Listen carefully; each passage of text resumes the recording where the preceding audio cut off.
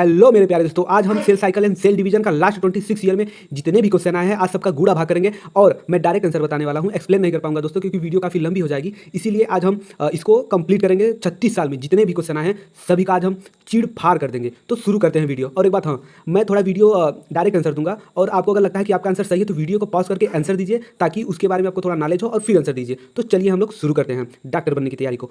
तो पहला ही हमारा है सेल साइकिल से है। Identify the correct statement with the regard to G1 phase phase of interphase. मतलब ये पूछ रहा है कौन सा करेक्ट है इसमें से।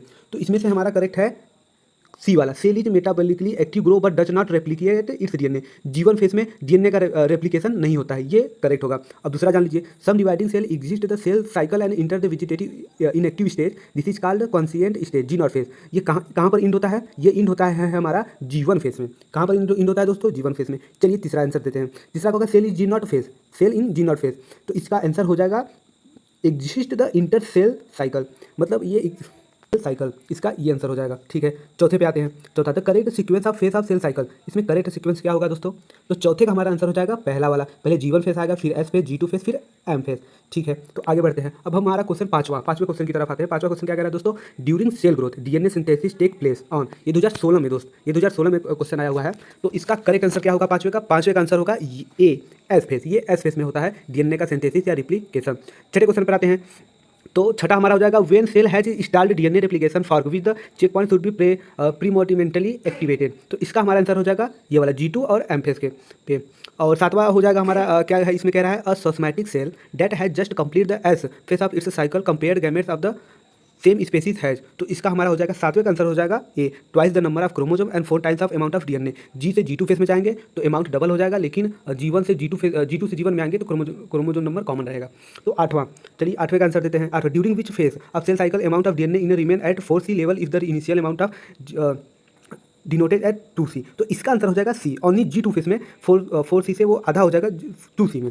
तो चलिए आगे बढ़ते हैं नौवें क्वेश्चन की तरफ। नौवां क्वेश्चन हमारा क्या कह रहा है दोस्तों? कह रहा है in S phase of the cell cycle क्या होगा? Amount of DNA double in each cell. ये गलत हो जाएगा। Amount of DNA double in each cell, हाँ ये सही बात है, नंबर डीएनए का डबल हो जाएगा। और दूसरा है amount of DNA remain same in each cell, गलत बात। और क्रोमोजोम नंबर इज इंक्रीज, ये भी गलत बात। ये भी गलत है, पहला ही सही है।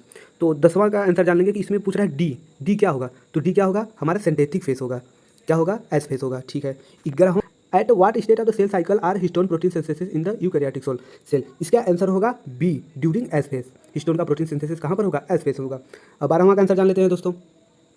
इन सोमैटिक सेल साइकिल में क्या होगा? कौन सा सही बात? In G1 phase DNA content is double the amount of DNA present original cell, ये गलत बात है। DNA replication take place in S phase, ये तो बिल्कुल सही बात हो जाएगा, यही आंसर होगा आपका। 13वां जान लेते हैं। In which stage of the cell cycle DNA replication occur. इसमें पूछ रहा है कि डीएनए रेप्लिकेशन कहाँ पर होगा, किस फेस में होगा? तो हमारा आंसर हो जाएगा एस फेस में। कहाँ पर होगा दोस्तों? एस फेस में। तो चलिए फिर आगे बढ़ते हैं। 14, क्वेश्चन नंबर 14 क्या बोल रहा है? विच of the typical stage known for DNA replication. ये भी उसी का आंसर हो जाएगा। 14 का क्या होगा दोस्तों? 14 का होगा ए, एस फेस। ठीक है, एस फेस में हो जाएगा, ये भी एस फेस में ही होगा, डीएनए का रेप्लिकेशन होगा। 15 जान लेते हैं। The amount of somatic cell cycle DNA synthesis take place, DNA का सिंथेसिस कहाँ पर होगा, किस फेस में होगा? और 15 का हमारा हो जाएगा सी, एस फेस में। तीनों का आंसर क्या होगा दोस्तों? सेम होगा। ठीक है, अब चलिए आगे बढ़ते हैं क्वेश्चन नंबर 16 पे। 16 क्या बोल रहा है कि which of the following option give the correct sequence of the event during mitosis. कौन सा इसमें करेक्ट सीक्वेंस है? 16वें का आंसर जान लेते हैं। पहले कंडेंसेशन होगा, सही बात। न्यूक्लियर मेम्ब्रेन डिसेंबली, सही बात। अरेंजमेंट एट इक्वेटर, कहाँ पर होगा दोस्तों? मेटाफेज में। क्रोमोजोम डिवीजन, सही बात। सेग्रीगेशन ऑफ टीलोफेज का अलग अलग होना एनाफेज में होता है, यही सही लग रहा है, यही सही आंसर होगा 16वें का। और 17वां का जान लेते हैं दोस्तों। 17वां क्या कह रहा है? Anaphase promoting complex APC is a protein degradation machinery necessary for the proper mitosis of animal cell. If APC is defective in a human cell, which of the following is expected to occur?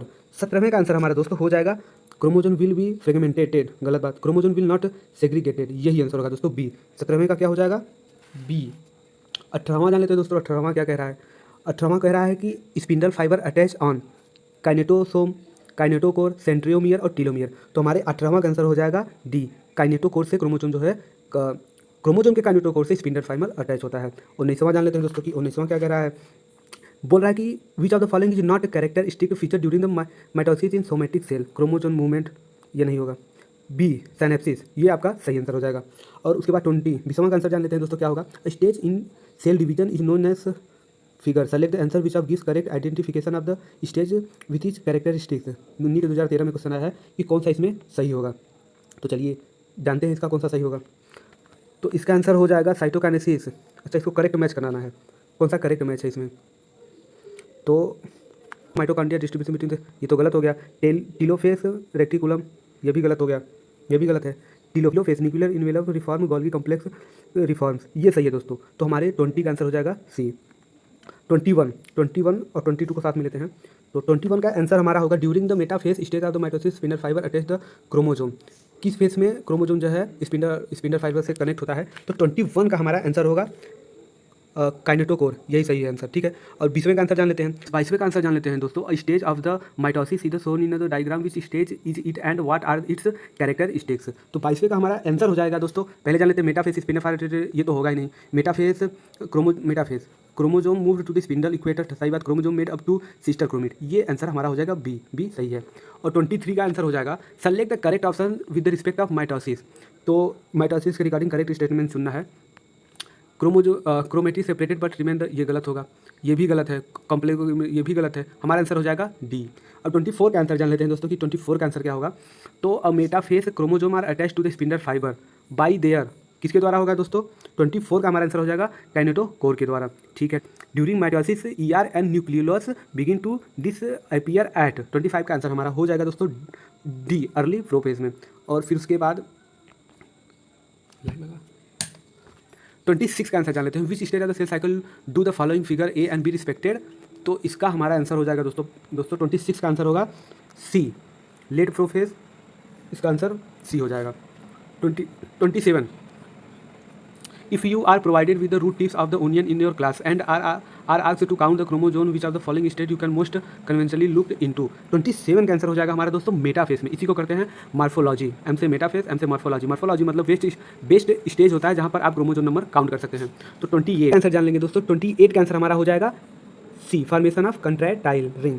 और 29 का answer हो जाएगा दोस्तों, क्या होगा 29 का answer. 29 का answer हो जाएगा हमारा C, mitotic spindle is mainly composed which protein, actomyosin, C हो जाएगा। 30वें का आंसर जान लेंगे। Best material for the study of mitosis is laboratory is, क्या होगा 30वें का आंसर हो जाएगा हमारा रूट टिप। ठीक है दोस्तों,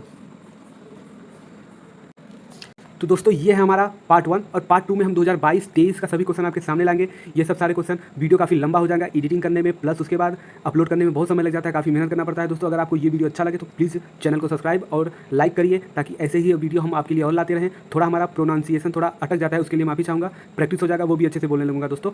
तो थोड़ा गलती हो जाए माफ़ कर देना, और क्वेश्चन जो है आंसर पर ध्यान देना। ठीक है, तो मिलते हैं अगले वीडियो में। थैंक यू, पार्ट 2 में।